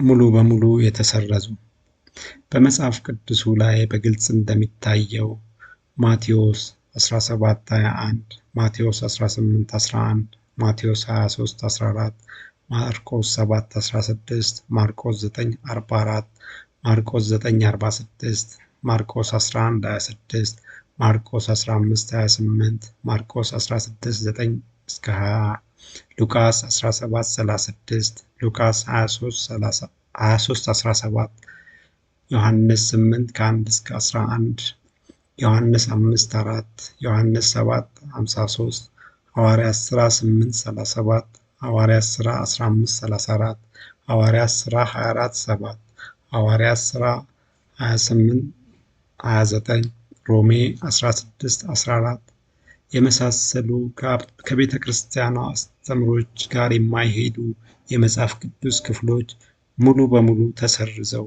ወጥተዋል። በከፊል የተሰረዙ እነዚህ የመጽሐፍ ቅዱስ ክፍሎች የተወሰነውን በመጽሐፍ ከፊሉን የመሰረዝ ሥራ የተሰራባቸው ናቸው። ለናሙና ያህል የተወሰኑትን ብንመለከት ሉቃስ 1:28 ላይ አንቺ ከሴቶች መሃል የተባረክሽ ነሽ የሚለው ቃል ሙሉ በሙሉ ተሰርዞ ወጥቷል። ሐዋርያት ሥራ 24:6 ላይ እንደ ሕጋችንም እንፈርድበት ዘንድ ወደድን የሚለው ቃል ሙሉ በሙሉ ተሰርዞ ወጥቷል። ሐዋርያት ሥራ 24:8 ላይ ከሳሾቹንም ወደ አንተ ይመጡ ዘንድ አዘዘ የሚለው ተሰርዞ ወጥቷል። ቆላስያስ 1:2 ላይ ከጌታም ከኢየሱስ ክርስቶስ የሚለው ቃል ሙሉ በሙሉ ተሰርዞ ወጥቷል። እነዚህና ብዙ ቦታዎች ላይ በከፊል ተሰርዘው የወጡ ቃላቶች መጽሐፍ ቅዱሱ ላይ ይታያል።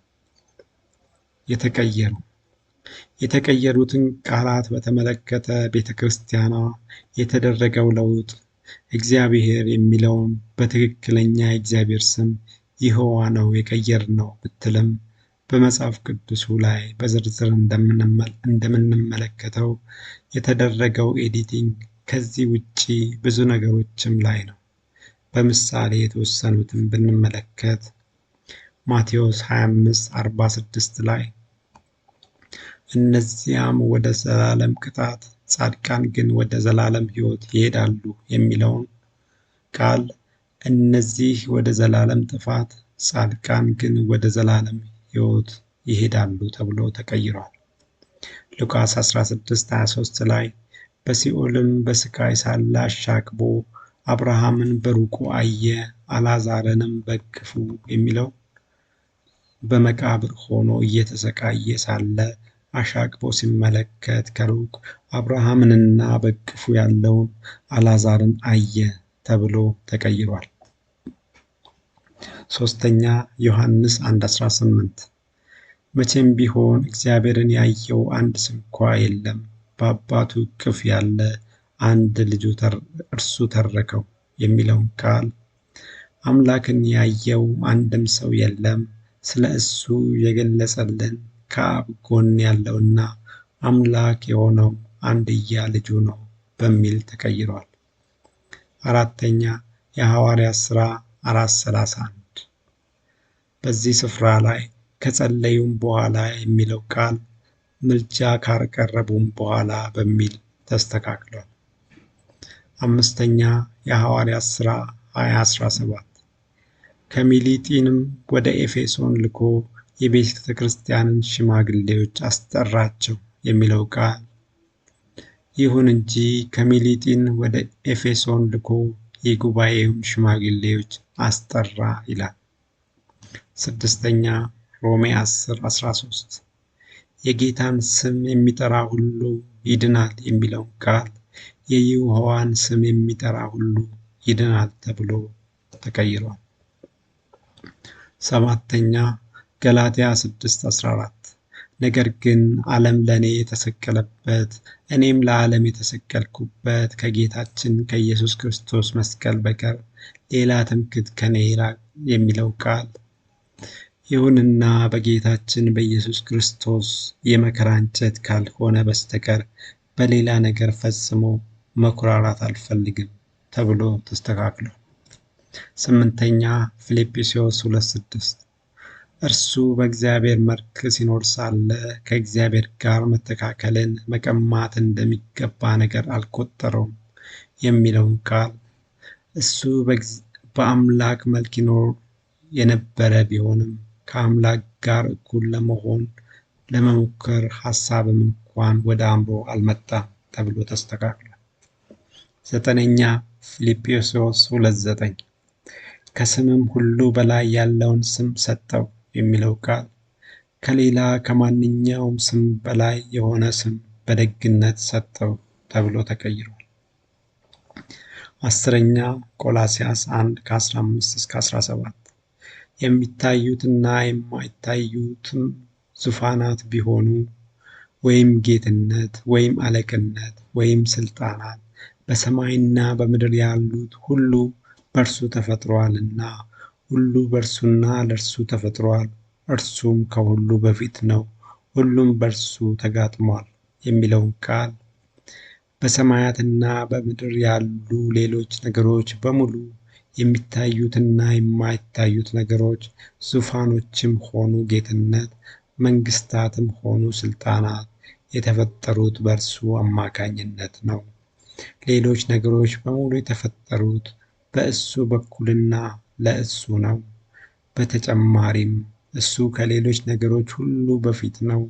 ሌሎች ነገሮች ሁሉ ወደ ህልውና የመጡት በእሱ አማካኝነት ነው ተብሎ ተቀይሯል። 11ኛ ዕብራውያን 1:8 ስለ ልጁ ግን አምላክ ሆይ ዙፋንህ እስከ ዘላለም ድረስ ይኖራል፣ የመንግስት በትር የቅንነት በትር ነው የሚለውን ቃል ስለ ልጁ ሲናገር ግን እንዲህ ይላል፣ አምላክ ለዘላለም ዙፋንህ ነው፣ የመንግስትህም በትር የቅንነት በትር ነው ተብሎ ተቀይሯል። 12ኛ ሁለተኛ ጴጥሮስ 1:1 የኢየሱስ ክርስቶስ ባሪያና ሐዋርያ የሆነ ስምዖን ጴጥሮስ በአምላካችንና በመድኃኒታችን በኢየሱስ ክርስቶስ ጽድቅ ካገኘነው ጋር የተካከለ የክብር እምነትን ላገኙ የሚለው ቃል የኢየሱስ ክርስቶስ ባሪያና ሐዋርያ የሆነው ከስምዖን ጴጥሮስ በአምላካችን ጽድቅ እንዲሁም በአዳኛችን በኢየሱስ ክርስቶስ ጽድቅ አማካኝነት እኛ ያገኘነውን አይነት ክቡር እምነት ለተቀበሉ ተብሎ ተቀይሯል። 13ኛ ራእይ 1:7-8 እነሆ ከደመናት ጋር ይመጣል፣ ዓይንም ሁሉ የወጉትም ያዩታል፣ የምድርም ወገኖች ሁሉ ስለ እርሱ ዋይ ዋይ ይላሉ። አዎን አሜን። ያለውና የነበረው የሚመጣውም ሁሉን የሚገዛ ጌታ አምላክ አልፋና ኦሜጋ እኔ ነኝ ይላል የሚለው ቃል እነሆ ከደመናት ጋር ይመጣል፣ ዓይኖች ሁሉ የወጉትም ያዩታል፣ በእርሱም የተነሳ የምድር ነገሮች ሁሉ በሐዘን ደረታቸውን ይደቃሉ። አዎን ይህ በእርግጥ ይሆናል። አሜን። እኔ አልፋና ኦሜጋ ያለው የነበረውና የሚመጣው ሁሉን ቻይ ነኝ ይላል ይሖዋ አምላክ። መጽሐፍ ቅዱሱ መጨመር እና መቀነስን እየከለከለ ቤተ ክርስቲያኗ የመጽሐፍ ቅዱሱን ቃል በሙሉና በከፊል እየሰረዘችና ትርጉም በሚያዛባ መልኩ ቃላትን እየቀየረች አዲስ መጽሐፍ ቅዱስ ማዘጋጀቷ የቤተ ክርስቲያኗን ኢክርስቲያናዊ አካሄድና የቤተ ክርስቲያኗን የአዲስ ዓለም ትርጉም መጽሐፍ ቅዱስን የእግዚአብሔርን ቃል አለመሆን ያረጋግጣል። ማጠቃለያ የጆቫ እምነት ተከታዮች ከየትኛውም የክርስትና ተቋማት በላይ ስለ ሃይማኖታቸው ምስክርነት ሲተጉ ይታያል። ነገር ግን ምን ያህሉ ማህበረሰብ ወደዚህ ሃይማኖት ተቀላቀለ ተብሎ ሲታይ ኢምንት ነው። ምክንያቱም ዛሬ ወንጌል በሰማ ማህበረሰብ ውስጥ እነዚህን ከላይ የተመለከትናቸውን ስህተቶች ይዞ ተቀባይነት ማግኘት አይቻልምና ተከታዮቻቸውም ስለ ሃይማኖታቸው ከሚሰጣቸው የንቁ መጠበቂያ ግንብና መጻሕፍቶቻቸው ውጪ ስለ ሌላው እንዲያነቡ ስለማይፈቀድላቸው እንደ ጋሪ ፈረስ በመጽሔቶቹ ከሚሰጠው አቅጣጫ ውጪ እውነታውን አያውቁትም። ከላይ በዝርዝር እንደተመለከትነውም የሃይማኖቱ አስተምህሮ በብዙ ስህተቶች የተሞላ ነው። ከሁሉ ስህተቶች ደግሞ የከፋው በመንፈስ ቅዱስ ክብር ላይ የተሰነዘረው አስተያየት ነው። በመንፈስ ቅዱስ ላይ የሚናገር አይሰረይለትም። በዚህም የዚህ ሃይማኖት ተከታዮች ዕድልም እንደ የሐዋርያት ቤተ ክርስቲያን ተከታዮች የተዘጋ ነገር